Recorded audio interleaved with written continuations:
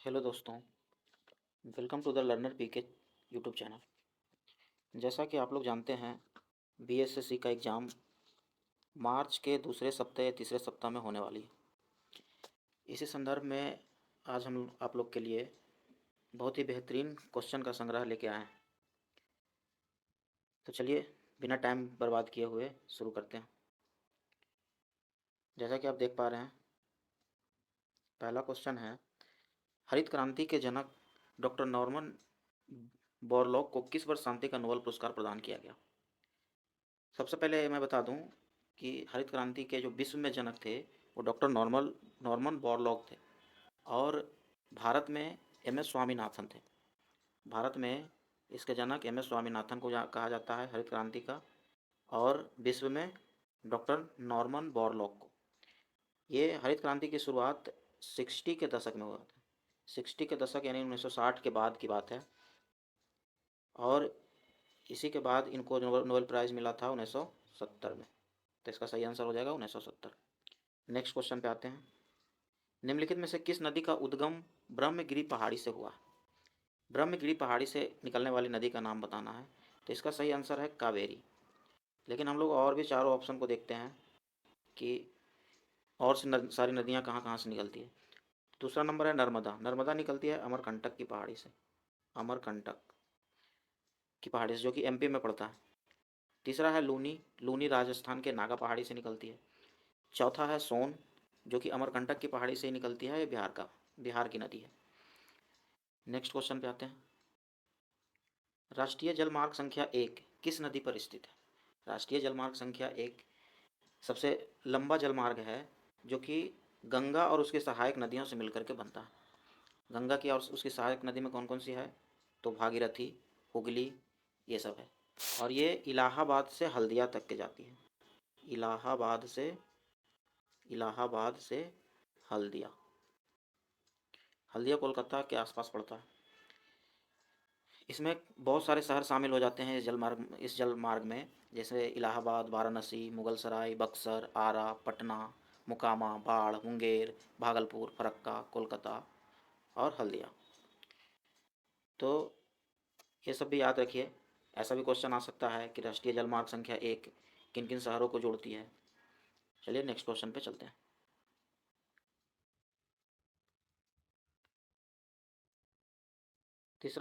चौथा क्वेश्चन है, निम्नलिखित में से कौन एक सुमेलित नहीं है? तो ये बहुत सारे दर्रे हैं, और वो कहाँ कौन सा स्टेट से है, ये क्वेश्चन हमेशा आते रहता है।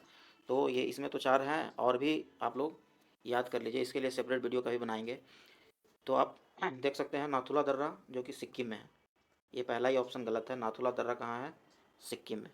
यहाँ अरुणाचल प्रदेश दे दिया, तो आंसर ये हो गया।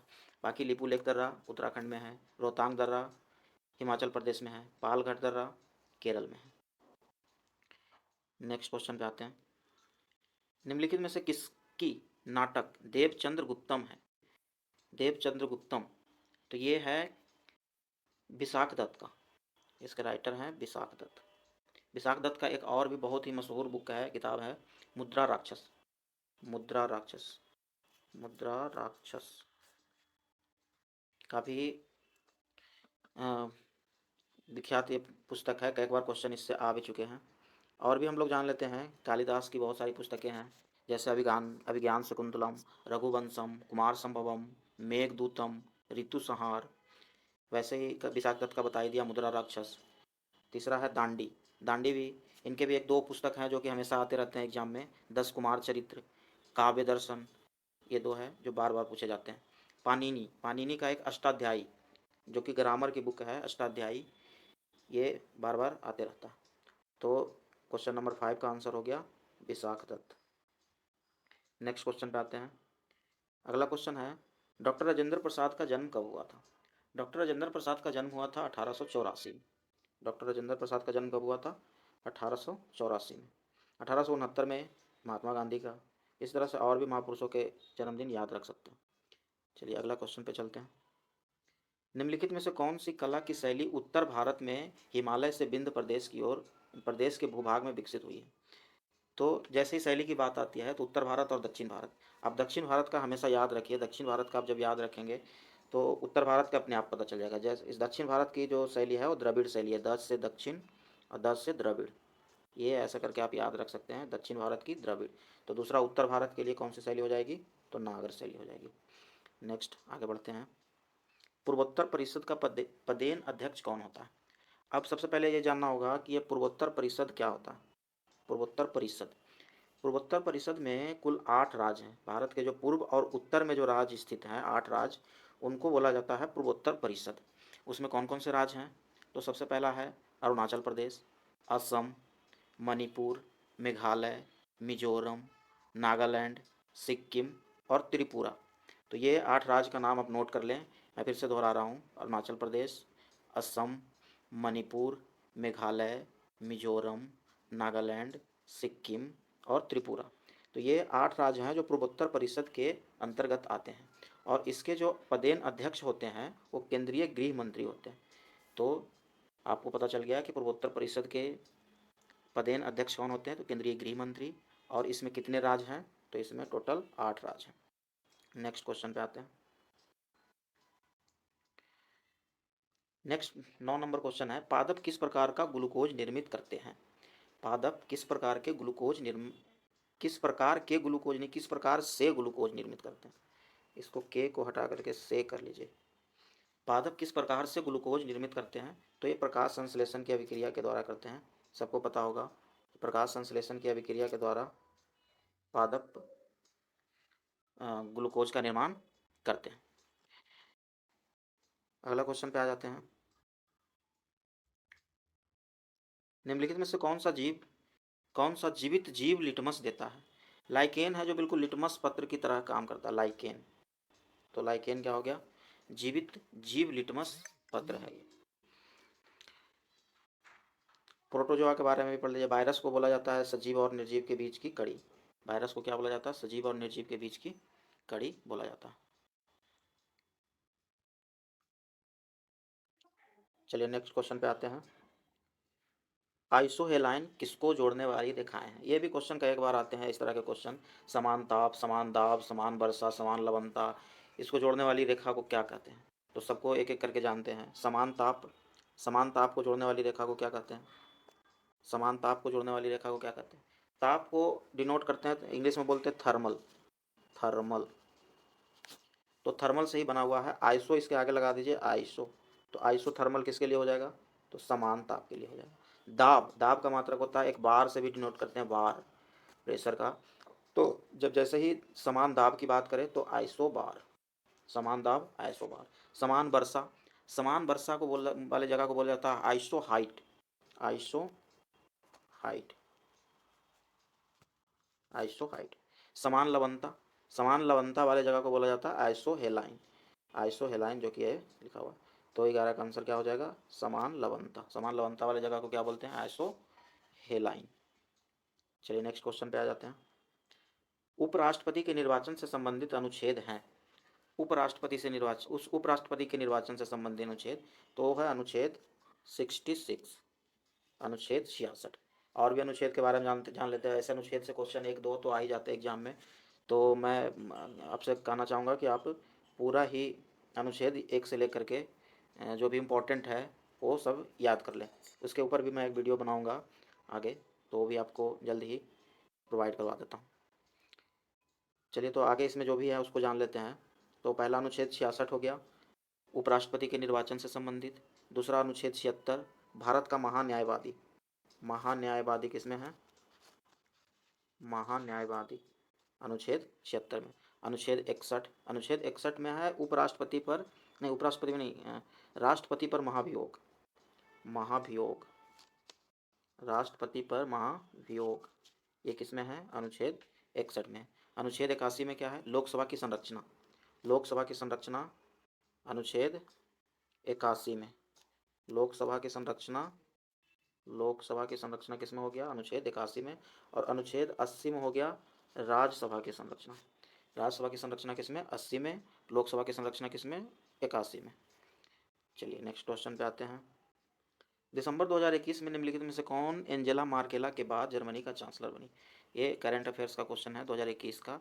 इसका सही आंसर है Olaf Scholz. Olaf Scholz. Next question पे आते हैं। पिनाका और स्मर्च किसे निर्दिष्ट करते हैं? पिनाका और स्मर्च दो शब्द है जो रॉकेट प्रमोचक प्रणाली से संबंधित है। रॉकेट प्रमोचक प्रणाली, रॉकेट लॉन्चर, इससे संबंधित है। नेक्स्ट क्वेश्चन पे आते हैं। ग्रीन हाउस गैस में सर्वाधिक भूमंडलीय तापमान में वृद्धि हेतु प्रभावी गैस कौन सी है? ये आप लोगों को पता ही होगा कि वायुमंडल को गर्म करने के लिए एक ही गैस जिम्मेदार है मुख्य रूप से, वो है कार्बन डाइऑक्साइड। कार्बन डाइऑक्साइड ही है जो कि पूरे वायुमंडल में 0.03% है, लेकिन इसी के वजह से हमारा वायुमंडल गर्म होता है। अगर ये गैस कार्बन डाइऑक्साइड को निकाल दिया जाए तो पृथ्वी काफ़ी ठंडी हो जाएगी। नाइट्रस ऑक्साइड पता ही है, नाइट्रस ऑक्साइड होता है लाफिंग गैस। कार्बन टेट्राक्लोराइड एक वो गाड़ियों के ईंधन से निकलने वाला एक हानिकारक पदार्थ है। कार्बन मोनोऑक्साइड इससे जी मचलाना, बेहोशी, उल्टी इस तरह का होता है जब ये श्वास के द्वारा अंदर जाता है। तो सोम्पेन जनजाति कहाँ पाई जाती है? सोम्पेन जनजाति कहाँ पाई जाती है? तो ये अंडमान निकोबार द्वीप समूह में पाई जाती है। तो याद रखिएगा, सोम्पेन जनजाति कहाँ पाई जाती है? अंडमान निकोबार द्वीप समूह में। नेक्स्ट क्वेश्चन पे आते हैं। राष्ट्रीय डेयरी अनुसंधान संस्थान किस राज्य में है? डेयरी अनुसंधान संस्थान किस राज्य में है? तो पता होगा आप लोग को, ये हरियाणा में है। ये कहाँ पे स्थित है? तो हरियाणा में स्थित है। नेक्स्ट क्वेश्चन पे आते हैं। हंसा परीक्षण किसके लिए प्रयुक्त किया जाता है? हंसा परीक्षण दूध की मिलावट को पता करने के लिए किया जाता है। ये एक आप कहानी सुने होंगे कि हंस होता है जो दूध और पानी को अलग अलग कर देता है, तो उसी से रिलेटेड है हंसा परीक्षण, जो कि दूध में मिलावट को पता करता है। वैसे दूध की शुद्धता की जांच के लिए लैक्टोमीटर का यूज होता है। लैक्टोमीटर, दूध की शुद्धता मापने के लिए किसका उपयोग होता है? लैक्टोमीटर। वैसे पेट्रोल की शुद्धता कैसे पता चलता है? तो इसका ऑक्टेन नंबर से पता चलता है। ऑक्टेन नंबर से पता चलता है पेट्रोल की शुद्धता। और इसको पेट्रोल की शुद्धता के लिए उसका घनत्व से भी, उसकी डेंसिटी से भी मापी जाती है। वही ऑक्टेन नंबर जितना ज़्यादा होगा, डेंसिटी उतना अधिक होगी। इस प्रकार से पेट्रोल की शुद्धता मापी जाती है। नेक्स्ट क्वेश्चन पे आते हैं। डाइजेस्ट एंजाइम का स्रोत है। डाइजेस्ट एंजाइम हमारे मुंह से निकलते हैं, जो लार होता है उसी में बहुत सारे डाइजेस्टिव एंजाइम होते हैं, जो कि मुंह से ही निकलना शुरू हो जाता है। उसके बाद फिर पेट के अंदर भी एसिड होती है और बहुत सारे एंजाइम निकलते हैं आमाशय में भी, जो कि भोजन को पचाने के लिए उपयोग होता है। अगला क्वेश्चन है, एस्प्रिन एक दर्द निवारक औषधि है जिसको प्राकृतिक रूप से प्राप्त किया जाता है। तो ये बिलो के वृक्ष से प्राप्त होता है।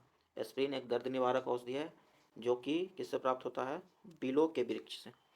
सिनकोना प्राप्त होता है कुनैन से, कुनैन। और ये मलेरिया में यूज होता है, मलेरिया। नेक्स्ट आते हैं अगले क्वेश्चन पे। भारत में प्रचुर मात्रा में उपलब्ध महत्वपूर्ण नाभिकीय ईंधन है। तो वैसे तो ये सारे ही नाभिकीय ईंधन है, लेकिन भारत में जो उपलब्ध है उस वो सबसे ज़्यादा है थोरियम। थोरियम है जो कि कहाँ पाया जाता है सबसे अधिक? अगर भारत में पूछा जाए कि थोरियम कहाँ पाया जाता है सबसे अधिक, तो वो है केरल में। थोरियम सबसे अधिक कहाँ पाया जाता है? केरल। यूरेनियम सबसे ज़्यादा कहाँ पाया जाता है? तो झारखंड। यूरेनियम कहाँ पाया जाता है? झारखंड। नेक्स्ट आगे बढ़ते हैं। खिलाफत आंदोलन के प्रमुख नेता निम्नलिखित में से कौन थे? खिलाफत आंदोलन में ये दो बंधु थे, मौलाना अली और शौकत अली। ये दोनों भाई इसमें शामिल थे। और ये खिलाफत आंदोलन हुआ कब था? 1919 से 1922। खिलाफत आंदोलन 1919 से 1922। और कौन कौन शामिल थे? मौलाना अली और शौकत अली। तो ये दो लोग शामिल थे। नेक्स्ट क्वेश्चन पे आते हैं।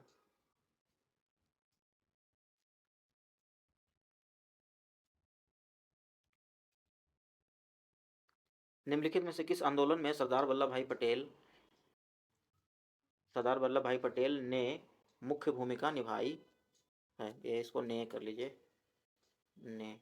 निम्नलिखित में से किस आंदोलन में सरदार वल्लभ भाई पटेल ने मुख्य भूमिका निभाई? तो सरदार वल्लभ भाई पटेल बारदोली सत्याग्रह में बहुत ही महत्वपूर्ण भूमिका निभाई थी। भारत छोड़ो आंदोलन किसके द्वारा? तो महात्मा गांधी। दांडी मार्च महात्मा गांधी। अहमदाबाद मिल्स हड़ताल, ये भी महात्मा गांधी। कब कब हुआ था भारत छोड़ो आंदोलन? 1942 में। भारत छोड़ो आंदोलन कब हुआ था? 1942। दांडी मार्च हुआ था 12 मार्च से लेकर के 12 मार्च 1930 से लेकर के 6 अप्रैल तक चला था। 6 अप्रैल 1930, 6 अप्रैल 1930 तक चला था दांडी मार्च, जिसमें वो नमक कानून को तोड़ करके पैदल चल करके दांडी तक पहुंच करके नमक बनाने का, वो पता ही होगा। बारदोली सत्याग्रह, अगला क्या है? बारदोली सत्याग्रह, ये कब हुआ था? ये हुआ था 1928 में। बारदोली सत्याग्रह कब हुआ था? 1928 में। बारदोली सत्याग्रह 1928। अहमदाबाद मील हड़ताल, ये हुआ था 1918 में। अहमदाबाद मील हड़ताल 1918 में। चलिए नेक्स्ट क्वेश्चन पे आते हैं। निम्नलिखित में से कौन सी घटना फरवरी 2022 में 100 साल पूरा हो किया?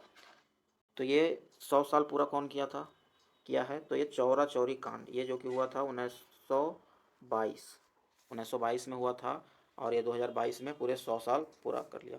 स्वराज पार्टी की स्थापना कब हुई थी? तो ये 1923 में। स्वराज पार्टी 1923, 1 जनवरी 1923। भारत छोड़ो आंदोलन अभी ऊपर ही आया था 1942। जलियांवाला बाग हत्याकांड, ये तो बहुत बार क्वेश्चन आ चुका है ये एग्जाम में, 13 अप्रैल 1919। नेक्स्ट क्वेश्चन पे आते हैं। Poverty and un British rule in India नामक पुस्तक किसने लिखी? ये लिखा है दादा भाई नौरोजी ने। किसने लिखा है? दादा भाई नौरोजी ने। इसके अलावा इनके भी, बाल गंगाधर तिलक के भी एक गीता रहस्य बहुत ही इंपॉर्टेंट पुस्तक है, बार बार एग्जाम में पूछे जाते हैं। गीता रहस्य बाल गंगाधर तिलक के द्वारा लिखी गई है। इन्होंने ये पुस्तक मांडले जेल में लिखा था, बर्मा में स्थित है मांडले जेल, वहाँ से इन्होंने ये पुस्तक लिखा था। Mahatma Gandhi my experiment with truth, इनके लिए इनकी भी एक पुस्तक है। सत्य के साथ मेरा प्रयोग, या इंग्लिश में उसी को बोलते हैं माई एक्सपेरिमेंट विथ ट्रूथ, तो ये इनकी पुस्तक है। नेक्स्ट क्वेश्चन पे आते हैं।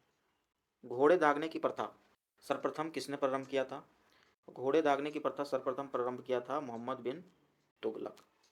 कौन किया था? मोहम्मद बिन तुगलक। चलिए फ्रेंड, आज के लिए इतना ही। आगे हम और अभी इस सीरीज में और भी बहुत सारे अच्छे अच्छे क्वेश्चन लेकर के आएंगे, तो आप बने रहिए। चैनल को लाइक करें, सब्सक्राइब करें और शेयर भी करें, ताकि और भी लोगों को इस वीडियो का फ़ायदा मिल सके। Thank you.